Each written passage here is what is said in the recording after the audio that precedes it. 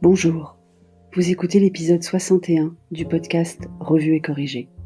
Cet épisode est tiré d'un billet du blog publié le samedi 25 avril et s'intitule « On ne se laisse pas abattre ». Vous connaissez les Merveilleux ? Quand on est arrivé à Bordeaux, on s'est rendu compte que si on y trouve pas mal de chocolatines, les grandes pâtisseries n'y avaient pas élu domicile. Pour les gourmands que nous sommes, enfin surtout Petit Dom et moi, chair et tendre n'étant pas bec sucré, cela nous a beaucoup manqué les premiers mois. On adore les gâteaux.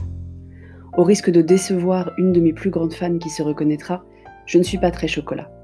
Si je dois être honnête, j'ai même complètement arrêté pendant un paquet d'années suite à une crise de foie carabinée, due à la dégustation, enfin à l'avalage incontrôlé de plusieurs tablettes quand j'avais 7 ans. Je suis passée directement du Nesquik au café au lait le lendemain matin. Plus précisément le surlendemain, le temps que mon foie se calme. Et je n'ai plus pu manger de chocolat pendant près de 30 ans.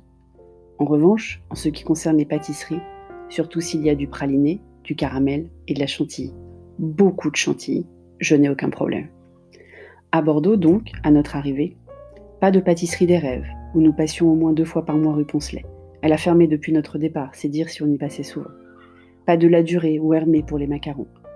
Pas de pâtisserie de Cyril Lignac, mais ça n'avait pas encore ouvert à Paris non plus à l'époque, même si on a découvert depuis et qu'on est fan. Et pas de Merveilleux de Fred. Heureusement, les Merveilleux ont ouvert avant la fin de la première année scolaire de Petit Dom, à moins de 700 mètres de la maison.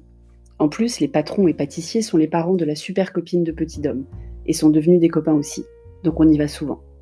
On en mangeait le week-end d'avant confinement d'ailleurs, le dernier gâteau fait maison mais par un professionnel qu'on ait mangé avant que je ne me lance dans la confection de financiers en forme de muffins. Je vous en parlais dans un des épisodes précédents. Ils avaient fermé au début du confinement, mais forcément, on était parmi les premiers informés de leur réouverture, après équipement en masque, plexiglas et autres gants. Horaire restreint, mais ouvert. Et 700 mètres de la maison, ça les met dans le périmètre autorisé par l'attestation dérogatoire de sortie. Alors comme il allait se remettre à pleuvoir cet après-midi, on est sortis à 3 juste après le déjeuner. Ma première sortie depuis presque 3 semaines, pour profiter des derniers rayons de soleil sur le chemin. 24 degrés à l'ombre, inutile de vous dire qu'on a fait le plein de vitamine D, et de Merveilleux, et de Kramique. Vous ne connaissez pas les Kramiques ? Remarquez moi non plus avant de connaître Chair et Tendre. Le Kramique est un pain brioché au raisin sec, ou au sucre, ou aux pépites de chocolat, spécialité de la Belgique, du Luxembourg, et des ch'tis bien sûr, comme les Merveilleux, qui sont nés à Lille. Donc aux Merveilleux de Fred, on trouve des Merveilleux et des Kramiques. Et nous on aime les deux. Si vous en voulez, allez faire un tour sur leur site, certaines boutiques ont rouvert aussi à Paris, je vous mettrai le lien dans les notes d'épisode. Ou alors en Belgique ou à New York, vous avez le choix. Et le détail des horaires aménagés spécial confinement est sur l'onglet boutique.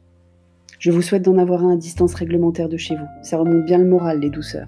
Surtout que franchement, mes talents culinaires en développement ne me permettent pas encore de faire la meringue ou la crème fouettée, indispensable à ce chef-d'œuvre pâtissier. On a bien fait de sortir juste après déjeuner. Il pleut depuis 15 heures, avec des éclairs, du tonnerre, des nuances de gris absolument magiques à regarder, mais qui ne présagent rien de bon pour les prochaines heures. En plus d'avoir de quoi faire une fin de dînette plutôt sympathique ce soir, on a eu la chance incroyable de papoter de visu avec un copain. Ça faisait longtemps. Dans la plus stricte légalité en plus, puisqu'il fait partie des commerces autorisés. Il était derrière son comptoir et une barrière en plexiglas. Et on était tous masqués. Chair et Tendre était même ganté pour porter les paquets. On avait le petit ziploc qui va bien pour mettre les masques dedans sur le chemin du retour. Petit Dom avait pour seule consigne de garder ses mains dans les poches quoi qu'il arrive. On a laissé les chaussures sur le paillasson de l'entrée. On s'est précipité se laver les mains, et Chair et Tendre a plongé les masques en tissu dans l'eau bouillante, pendant qu'on jouait au Mystère de Pékin, le jeu de société du jour. Ça va être fun le début du déconfinement. Merci de m'avoir écouté. Si vous aimez ce podcast, abonnez-vous et partagez-le autour de vous. Et si vous l'écoutez sur Apple, n'oubliez pas de mettre des commentaires, c'est très très important, en même temps que vous me laissez 5 étoiles. À bientôt.